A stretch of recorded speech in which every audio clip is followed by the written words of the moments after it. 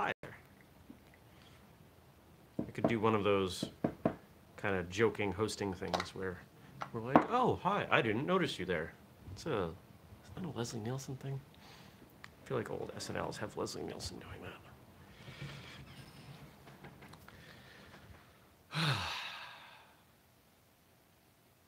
And 3, 2, 1.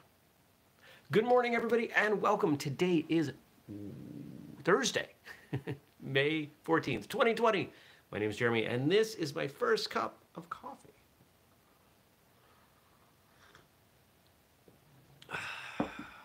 So good. Well, I have to say, I had a phenomenal Wednesday. And it was, I spent some time before I went to bed contemplating why was yesterday such a great day, because it wasn't that different. In fact, I was really busy all day. But here's why I think it was better. It was balanced. I spent about 15 minutes before I started my day, maybe not quite that much. I spent some time before the beginning of my day, before I sat down and started work and planned my day. And I don't mean just, here's a list of stuff I gotta get done. I mean, I really planned my day. When am I going to eat? When am I going to go for a walk? When am I going to exercise? What are all the things I need to do? And you know what? Sorry, rest of the things, there's no time for you, because I need to have some balance in my day. And it worked, and it was great. And it's not like I haven't learned this lesson before, but sometimes we're in such a rush to be productive, to get things done, that we forget that we need to take care of ourselves. And I am just as guilty of this as the next person. So I'm gonna do it again today. I'm gonna sit down at my desk. I'm gonna look at everything I need to do. I'm gonna look around my house. What are the things I need to do here? And I'm gonna make a plan. And if I don't hold to the plan, then that means it wasn't a very good plan. If something takes longer than I thought it would, it means that I'm trying to rush. Because really, if you have a good plan, if you have a plan on how much to get done in a day, you should finish early if you're being attentive, if you're being focused. I'm looking for words, but they're not there yet because the caffeine hasn't kicked in. And that was the case yesterday. I had plenty of time to get everything done. And I'm looking forward to doing the same today. Now, what is on the list for today? It should be warm enough that these trees that arrived last week can finally get planted. If I can't do it, then maybe I'll be able to do it Saturday morning. But I really want to get them out there. I really want to be planted. I don't like leaving them in the garage. They're not happy there. Trees belong in the dirt. I wanted to do it yesterday, but it was so windy that it was going to be cold and dry and not really the best conditions for planting things. So that's okay. Today's supposed to be a little warmer, hopefully a little less windy. I hope you had a great Wednesday. Speed development program, videos are up. I've got a little bit more to do, but it might, knock on wood, I think we will be ready for the soft rollout today. That is one of my goals. So if you follow me personally on social media, or if you are kind of part of any of our inner circle groups, you will likely see a promotion for getting it at a substantial discount in exchange for giving feedback, of course. So pay attention to that. It's Thursday, which means we have a podcast episode out. Episode 501 should be here today. Let's see. Let's find it. I recorded 2 episodes yesterday. I think I recorded 2 episodes yesterday. I got so much done. It was great.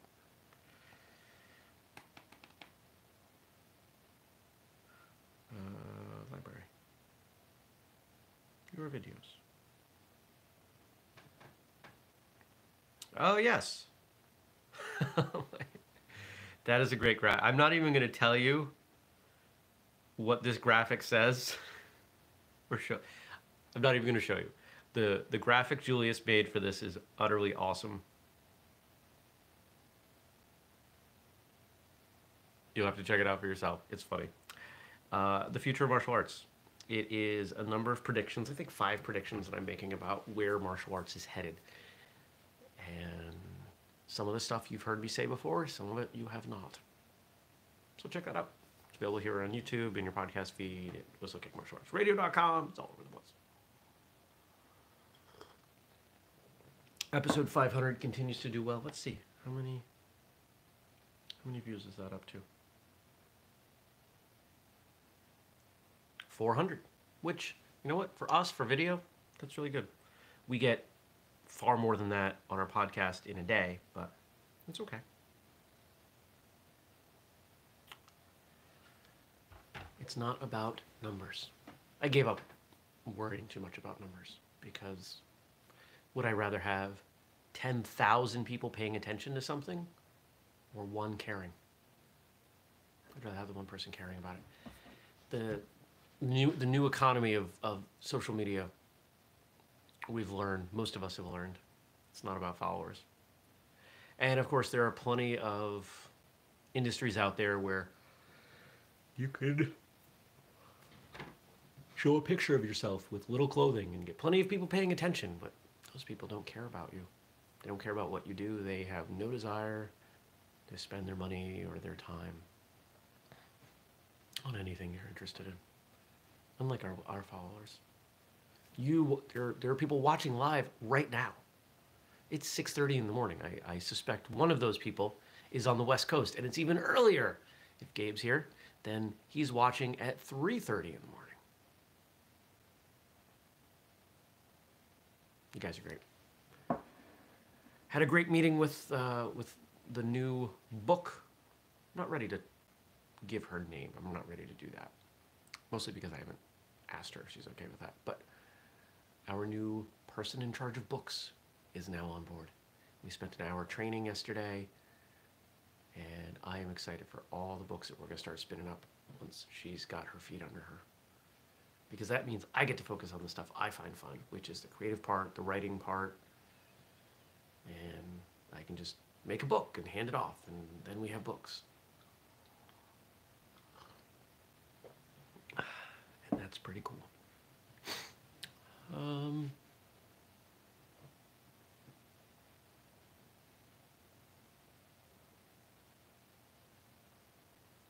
What else? I think that's all to say. Let's see what we've got for me to respond to here. Stacy says, "Yay for books."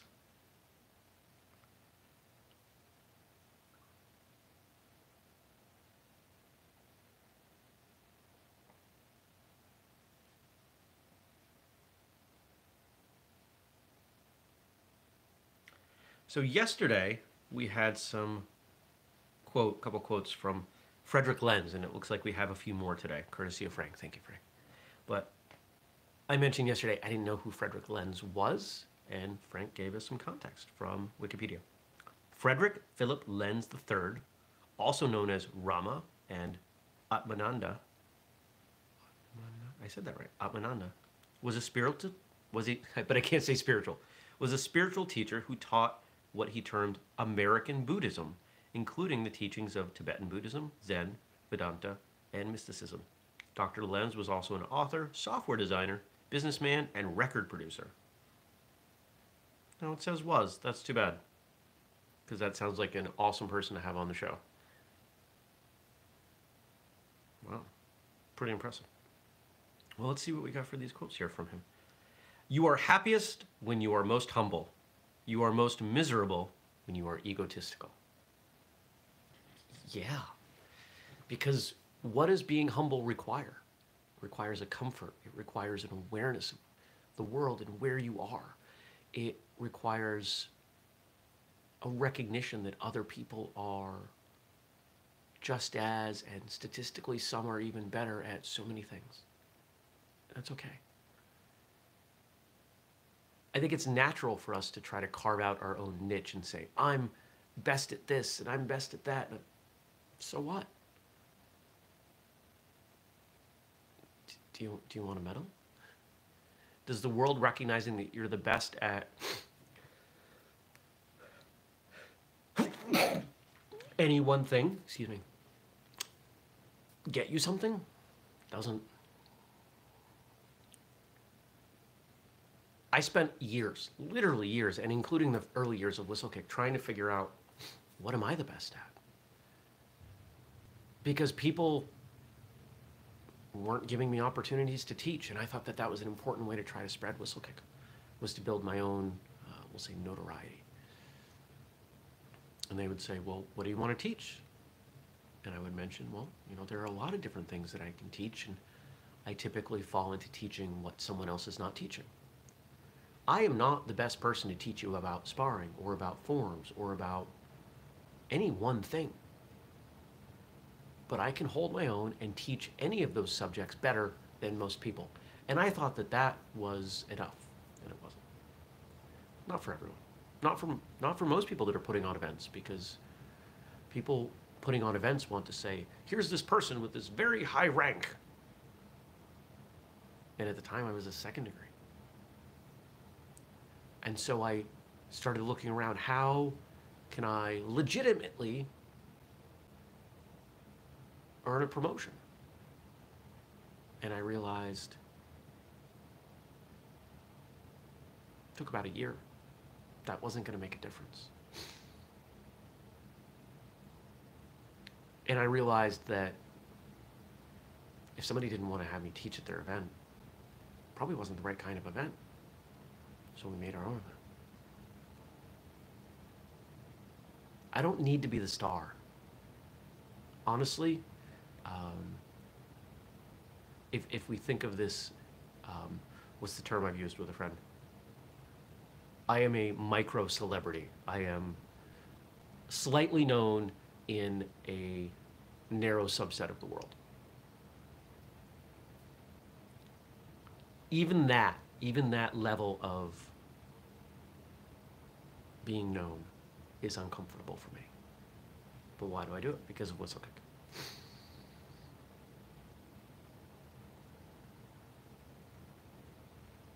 No, what about the other side of this quote? Ego. Let's read it again, because I forgot the words. You are most miserable when you are egotistical. What's ego? Ego is fear. If there are, and I've said this before, I will keep saying this again, this is one of my primary life views, rather worldviews. Everything we do is out of love or fear. Ego isn't love, it's fear. Humility is love, it's love for the world. Ego is fear that, well, it could be a lot of different things, but quite often, ego is fear that you don't matter, that you are insignificant. Guess what? We're all insignificant. Take a big step back, take a really big step back. If you consider the scope of the universe, all of us put together are insignificant.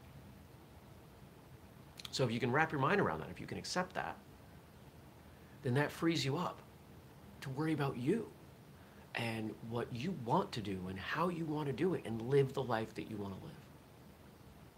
We have so much ego in the martial arts because so many of us didn't do our personal growth work when we had that white belt on. And so I hope instructors out there, I see this all the time. People who have not done their work keep getting promoted and promoted and promoted. Well, you know, hopefully they'll get better in their next rank. No! If someone is a complete and utter jerk, stop giving them more authority and more responsibility, because they're not going to get better.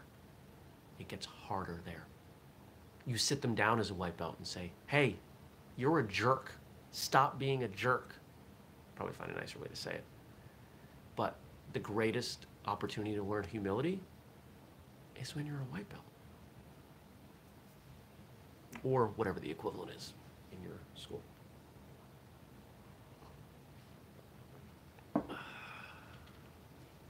Next.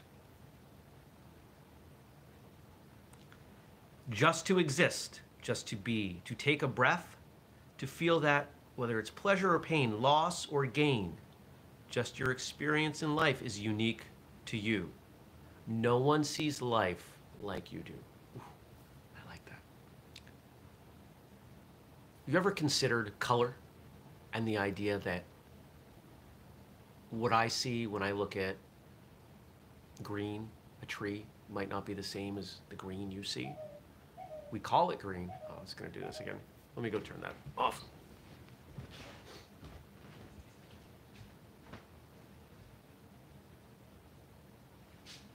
I feel it's important to keep that on because that's what wakes me up in the middle of the night if something's going on.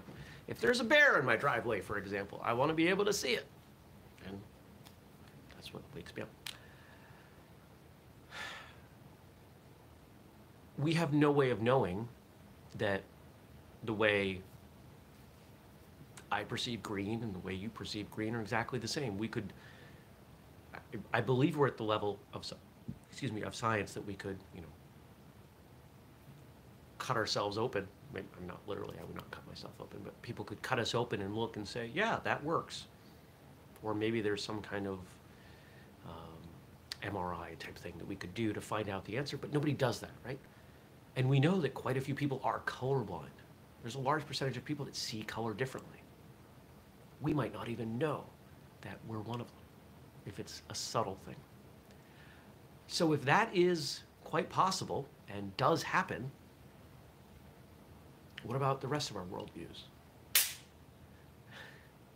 And there's the bug zapper. Because I have so many plants, I need to use a bug zapper in my house. It's not like a jungle, it's with the small seedlings that are getting ready to go outside, it's hard to regulate the moisture in there enough, so they tend to be a little overwatered, and that breeds bugs, little flies. Especially since I'm using like a compost potting mix that probably has some bugs in it.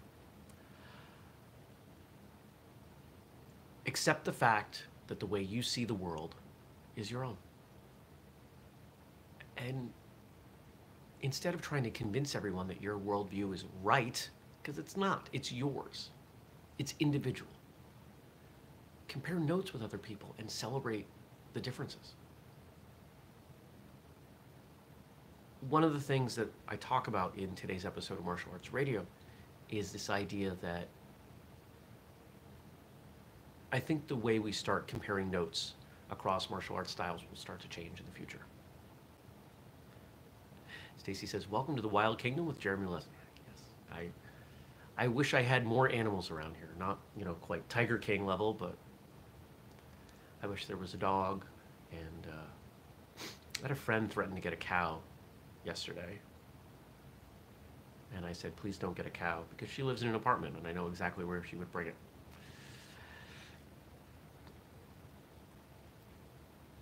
If we celebrate our differences, we can realize it gives us an opportunity to learn.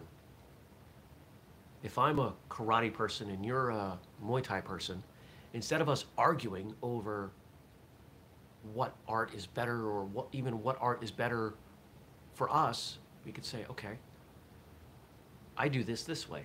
You do it that way? Cool. Let's run through the physical and mental exercise of figuring out where this works and this works better. What's wrong with that? It doesn't just have to happen in martial arts. It can happen all over the place. We're so stuck to our ego. We're so afraid. We're so unwilling to admit that our worldview is an opinion. It is individualized. It's the colorblind perspective that we do everything we can to force the world into justifying it. And you don't have to look very far or read very much these days to see that. I've got a lot of thoughts. I have a lot of opinions. And every single one of them is available to be changed. In fact, one of the things that I will do if I am unsure, let's say I have an opinion. Let's say because these days everything is partisan. Everything is split down the middle. There are two sides, whatever. And let's say I gravitate slightly over the line to one side. I'll try to disprove my belief. Instead of trying to prove your belief, try to disprove it. Are you confident enough in who you are to be willing to let that go? Most people aren't.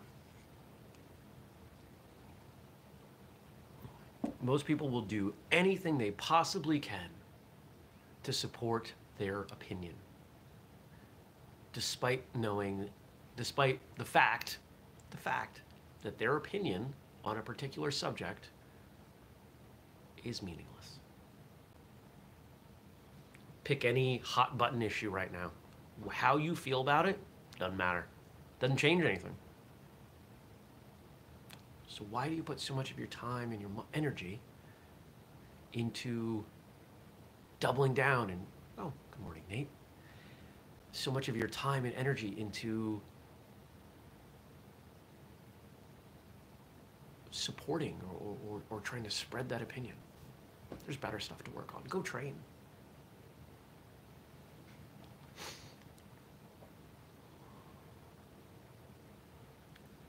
A person of knowledge and power never goes out looking for battles.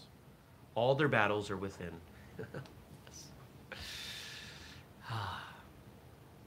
Goes back to ego, doesn't it?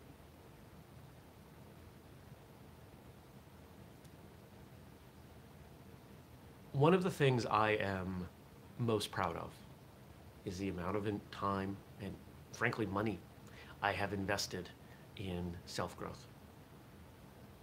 When I think back of who I was as a teenager and into my 20s, it was a very chance encounter that a friend had with someone who would become a mentor. And I have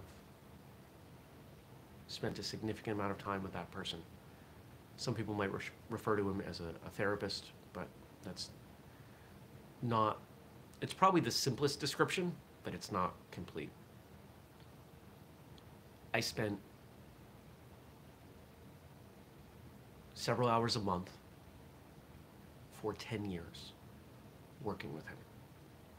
Literally 10 years. And then we finally started to pull back. And now I see him once or twice a year.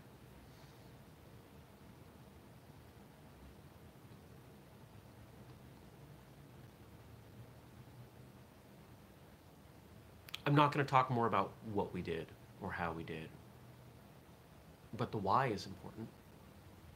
I had work to do. We all have work to do. It doesn't stop. It's like training. It's like martial arts. The further you get, the more you see there is to do, and the more benefit there is in continuing. If you're watching this and you've reached your black belt or whatever the equivalent might be in your school, you know that there's so much good stuff down the line. There's there are a variety of these memes that go around on social media. Quitting martial arts after earning your black belt is like learning to drive and never getting in a car again, or similar. Yeah, there's a reason that's becoming a cliche. Never stop working on yourself. Never stop being a better person. Oh, I'm a good enough person. I don't need to become a better person. I'm just going to stay here and not work harder. If this was a different kind of show, I would have a very simple expletive of a response.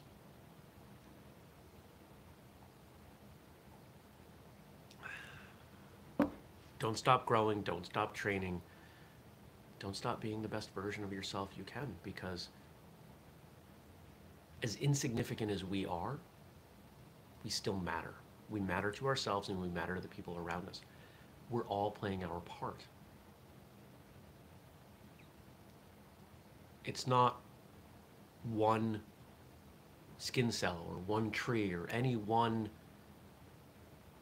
entity in a system that matters. It's the entirety. But in order for that entirety to matter, each of the individuals has to matter. They matter because they're part of something. We matter because we're part of society. The martial arts that I do or that you teach matters because martial arts matters. Thanks for watching.